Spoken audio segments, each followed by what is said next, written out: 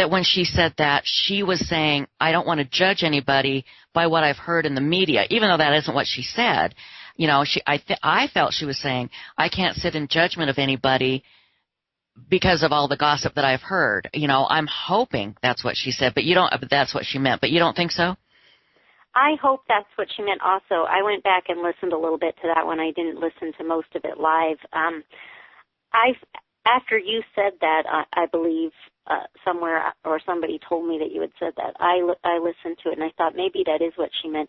I think the defense certainly thinks that she meant that she couldn't vote guilty, and that's why they want her so badly. Right. Yeah, they were very excited about her. Yes, I know. That'll be funny if not funny, but ironic if she turns out to be somebody that is really good for the prosecution. Okay, so what is the second mistake that Judge Perry made? Well, the second one, I believe, it was his plan, and my understanding is he didn't really follow through with this plan, but his initial plan was to reach 12 jurors, insist that all the strikes be made at that time, swear them in, and then move forward to pick alternates after those strikes had been made. And my research in Florida indicated that could very well be unlawful method of jury selection. In Florida, at least, it may be different in different states. I had never seen it in Arizona, and that's what kind of threw me off. It looked like it might be an unlawful method of jury selection, and it looked like Judge Perry thought about that overnight at some point and decided not to follow that method and allowed the entire panel to be questioned up to the total number of jurors plus alternates plus the strikes that were permitted. Interesting. So he seems to have fixed that issue. It's interesting because I certainly would never have even begun to think that was illegal. What did you think about him saying, let's go to the homeless shelter? I thought that was very, very interesting and quite bold. I loved it.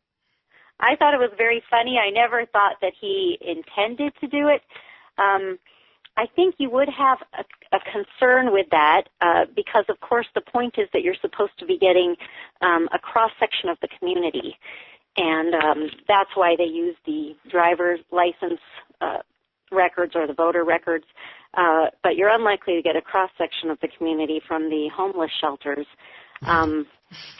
I think he was basically threatening the defense, saying, well, if you don't think this is a cross-section of the community, we can try a different cross-section, But right. I don't think he intended to. Yeah, I think he was basically saying, look, Jose Baez, back off, Jack, because we're not going to put up with what you're trying to do here and what you're trying to pull. Obviously, the strangest thing I think that everyone will agree is what happened is when that young woman jumped up and started yelling. And do you think that now they're going to have tighter security? What is it like? 14, I can't remember how many seats are made public for the trial. But how are they going to prepare so they don't have crazy people coming in like that? I guess they really can't. If they get in, they get in. Yeah, they really can't. And if a person is really, really mentally ill, you might be able to tell at the point where you're getting them through security or before they get in the front door. I have my suspicions that lady is not quite as mentally ill as she claimed to be because she was able to behave herself to the point of getting in, and she had one very specific thing to say, and it wasn't a crazy thing, Yeah, it wasn't aliens are eating my brains or anything like that. Yeah, exactly. It was specific. It was, and that was upsetting to me too because when she said she had bipolar, it's like, oh gosh, here we go again. Now everyone's going to think that anyone who has bipolar is going to do that. And I just didn't see it. It was very specific and almost well thought out what she said. You're absolutely right. So they do that, huh? They can kind of take a mental note of somebody and just refuse them. Is that legal? They can do that kind of profiling? Refuse somebody if it appears that there'll be a disruption. But, they really can't profile, as you're saying. They can't really profile. But if somebody is making a disruption, for example, in the hallway leading up to the door to the courtroom, they can refuse them entry to the courtroom on the grounds that they're very likely to make a disruption in the courtroom. I see. So they kind of have to misbehave before they go in. Exactly. And so if they can control their behavior, this is just going to be, and I think you'll agree with me, every day there is going to be something weird that happens. And why Jose Baez, and as a lawyer I want you to weigh in on this, why Jose Baez has not convinced Casey to take a plea is beyond me. As a lawyer, you have seen these things. You know the inner workings. Why hasn't he done this?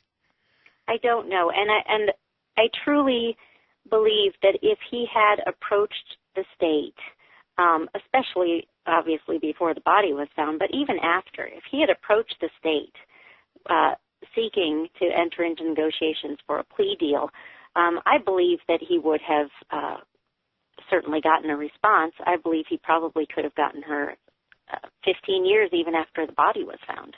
Oh, really? There's plenty of questions in this case, at least as to the question of premeditation, that leaves some uncertainty, and I believe he could have gotten that done. And so maybe it is Casey who is preventing it from happening rather than Jose. I suppose we don't know. Right, and I think, yeah, I agree. I think it is probably Casey with Cindy doing a lot of the pushing as well. But as we know, Casey has always been taught never to take responsibility for anything, and I think that includes this as well, don't you? I do. I really do. I think that just, Cindy's method of raising her, where she never had to admit to anything and never had to suffer any consequences for anything, is really coming home to roost in the biggest way possible now. The biggest nightmare ever. Absolutely. Okay, AZ Lawyer, hang tight. We're going to come back to you in just a moment. Now, ladies and gentlemen, let's welcome our second guest on our very first Web Sleuths radio program. You've seen her all over the forum. She has her ray gun. She can kick some serious butt when she wants to, but she is actually just a total, complete angel. Please welcome Administrator Extraordinaire, Kimster. Hi, Kimster. Hi, Tricia. Hi, AZ. How are you guys? Good. I'm great. How are you? I'm great. Up here in lovely Oregon. Ah, is it raining? No, that's a rumor. It doesn't rain here. Never, never, never. Oh, yeah, we can talk about rumors all day long, especially with this case. Okay, Kimster, just some general thoughts on what you thought happened last week. Give me just some ideas. What was running through your head as you were watching this? Well, coming from an administrator, and any of our moderators would also say it's really a lot harder to follow cases when you're moderating, especially when you have 700-800 people on the board, some of them in a thread at one time, and I'm sure everybody can appreciate that. I was, just like AZ said, I was very concerned about that juror, and I also... but I'm not sure exactly what she meant by judging people. I know I was on the board at the time moderating when that happened, and I gasped, and I was thinking, oh, this is not good, and I really didn't think she would get chosen. I was shocked when she was. But then after the dust settled and I wasn't moderating and I was able to sit down on my own and think about it, I'm really not sure what she meant by judging either. So I'm going to continue to be hopeful that this works out for the best. I think that she did sound like she wants to be conscientious, and I think that's important, and that might be what Judge Perry saw in her and kept her there for that reason. And, I mean, there were some plus things that she said, but I was very, very shocked when she said that. I wasn't on the board when the lady had her outburst. I did see comments that our wonderful members made afterward. I was pretty shocked about that. Still not sure what the deal was with the shoes. Yeah, that was bizarre. But I don't think she was mentally ill. I think she has a drug problem, and I don't think that means she's really mentally ill. She sounded more like somebody that has been using drugs. Honestly, that's just my opinion. But I do hope that they're able to watch for that. But I think that's why she was able to get in there, because I don't think she appeared to be mentally ill. I think, again, everything that AZ was saying was right on from what I've seen too. Exactly. Well, Kimster, you brought it up. The big topic here, and that's moderating. Now, one thing that Web Sleuths is known for is tight moderation, meaning we don't allow name calling, we don't allow swearing, we don't allow baiting, we don't allow rumors. And the reason, in my opinion, why Web Sleuths has gotten so big and so popular is because of the wonderful moderation. People feel comfortable posting there because they know they're not going to be attacked. Now, it wasn't always like that on Web Sleuths. In the beginning, it was just like any other forum, name calling, flame throwing, all of that. Took a long time to come up with these rules and to get it down. Kimster, what do you want to tell the Web Sleuths members about moderating? What's the thing that drives you guys nuts that you have to deal with day in and day out that they can help you prevent all this craziness? What can you tell them to do? I would say the very best thing to do, and I will be honest with all you guys out there, I didn't do it when I was a member. I didn't do it till I became a moderator. But go to the thread about forum etiquette. Read that thread. It's really easy to understand, and that's what the moderators are basing their decisions upon. If you read that, it's going to alleviate a lot of fears. The thing that concerns me the most is people being afraid to post. I'll be honest with you, Tricia. I don't like to hear that because there's no reason to be afraid to post. Go look at my post count. It's embarrassingly high. And I'm sure I had some posts removed back in the day.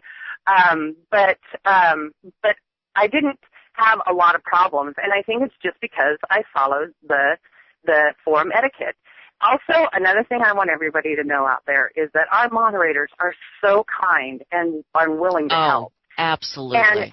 And if you don't post on the public forum, questioning the moderation of the rules, and contact your moderator of your choice privately, they will discuss anything with you. They're just the kindest people. You wouldn't even, I had no idea how kind they all are, every single one of them.